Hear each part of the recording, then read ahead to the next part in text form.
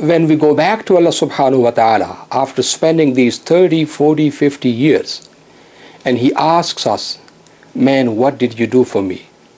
I did so much for you. I blessed you with life. I blessed you with millions of dollars throughout your life. What did you do for me? Sometimes we do not have enough deeds to prove to Him that yes, we did something for you, Ya Allah. Some of us, it seems, will not have much answer to give to Him because our minds, our efforts and our actions are geared towards dunya. Quran tells us, وَلَقَدْ جِئْتُمُونَا فُرَادًا كَمَا خَلَقْنَاكُمْ أَوَّلَ مَرَّةٍ وَتَرَكْتُمْ مَا خَوَّلْنَاكُمْ وَرَاءَ ظُهُورِكُمْ وَمَا نَرَى مَعَكُمْ شُفَعَاءَكُمُ الَّذِينَ زَعَمْتُمْ أَنَّهُمْ فِيكُمْ شُرَكَاءُ لَقَدْ تَقَطَّعَ بَيْنَكُمْ وَضَلَّ عَنْكُمْ مَا كُنْتُمْ تَزْعُمُونَ. That when a person goes empty-handed back to Allah subhanahu wa ta'ala, Allah subhanahu wa ta'ala says, "O man, I created you empty-handed, and you came back to me empty-handed, with one piece of shroud, nothing from your money, from your job, from your degree, from your house.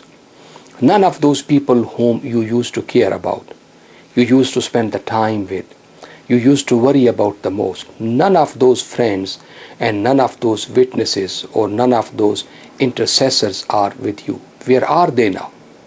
And now this is the problem. فَذُوقُوا بِمَا نَسِيتُمْ لِقَاءَ يَوْمِكُمْ هَذَا إِنَّا نَسِينَاكُمْ وَذُوقُوا عَذَابَ الْخُلْدِ بِمَا كُنْتُمْ تَعْمَلُونَ."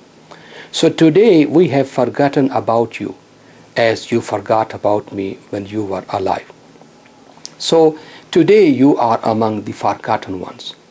And when a person is forgotten by Allah subhanahu wa ta'ala, is distanced from His proximity, is distanced from His mercy and rahmah, that person is truly lost.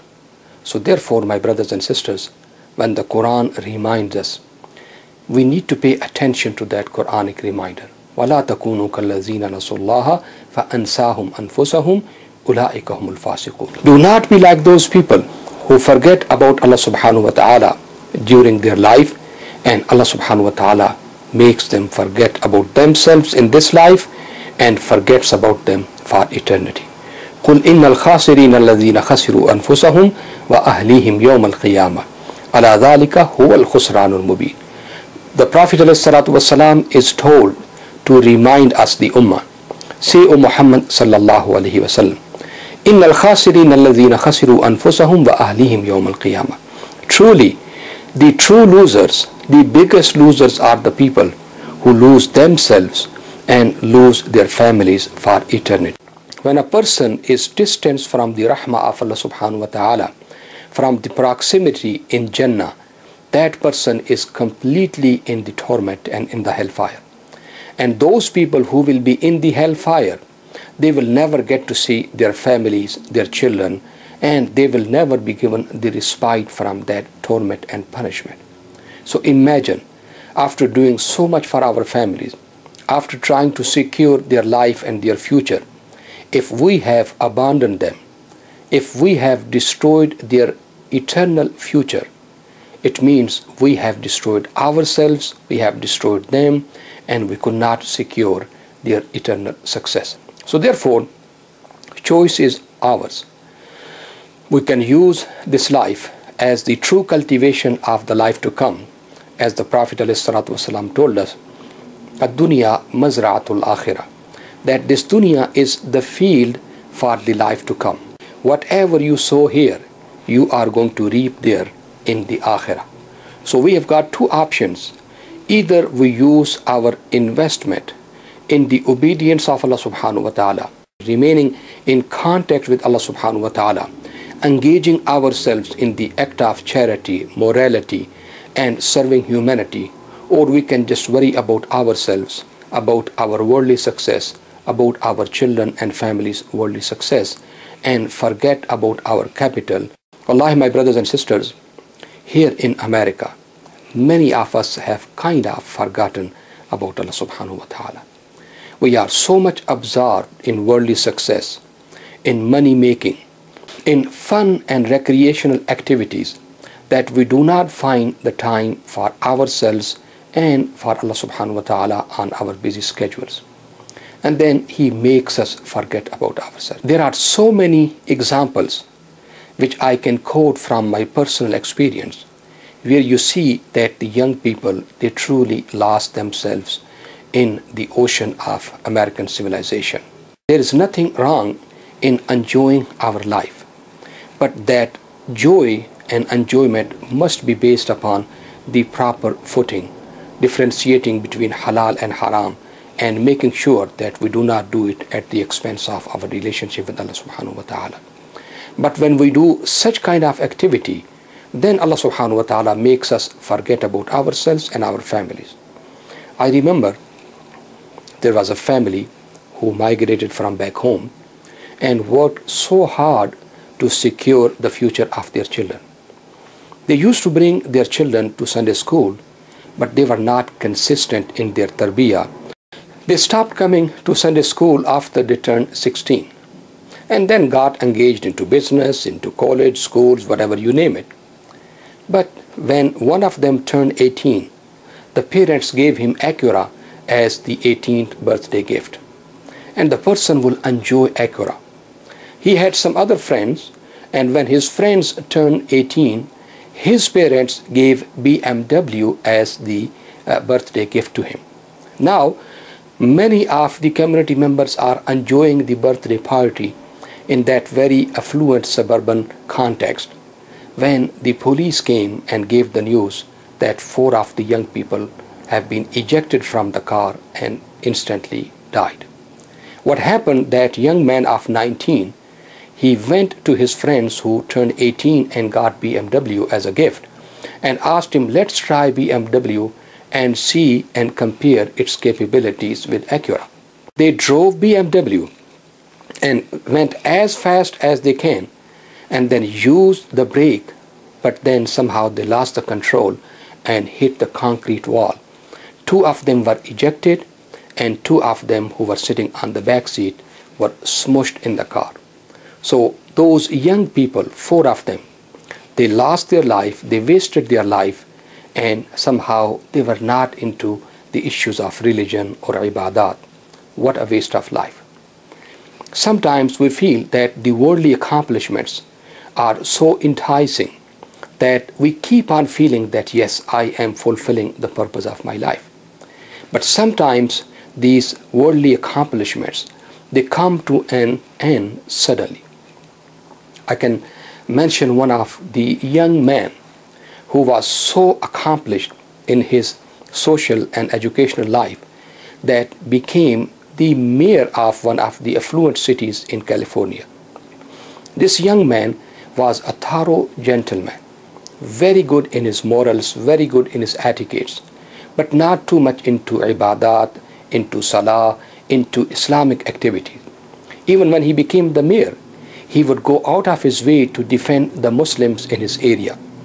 And whenever somebody will talk to him about Islam, this was his excuse, that I have defended them after 9/11 so often, and I have done so much for the Muslim community that my conscience is clear.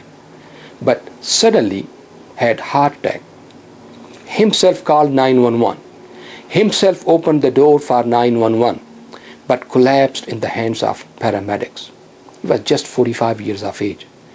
But if you look at his worldly accomplishment at the age of 45, he has stayed 7 years as the city councilman and then 4 years as the mayor of that affluent city in California, but then went back to Allah subhanahu wa ta'ala.